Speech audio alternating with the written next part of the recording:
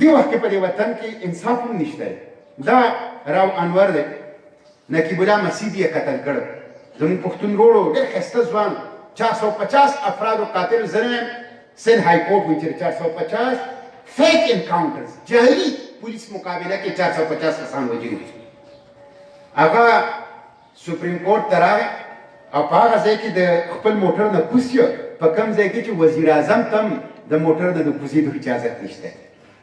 او د سپریم کورټ نه لاړو، نه په لاس کې هتکړۍ واچولې چا، نه چا حوالات او جیل ته ولېږه.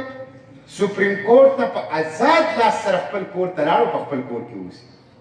نو زه بابا رحمت ته وایم چې بابا رحمت ستا دا رحمت د قاتلانو دپاره دی، او که چېرې ستا دا رویه چې کوم قاتلان دي، چې کوم غله او ډاکوان دي، هغه دې د شلو ګاړو په پروټوکول سره سپریم کورټ ته راځي، نو ته د قاتلانو دپاره بابا رحمت او د عوامو دپاره بابا مصیبت یې بیا.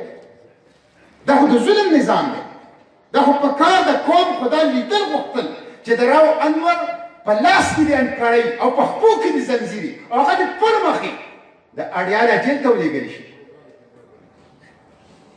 دا د ظلم نظام دی په دې وطن کې. د ظلم دا نظام چې موجودي ترقي نشي منتلي کېدی، بشري حقوق نشي محفوظ کېدی. د پاکستان ازادي هغه د IMF او د ورلډ بینک او د امریکې او د یورپ نه خلاصېدی نشي.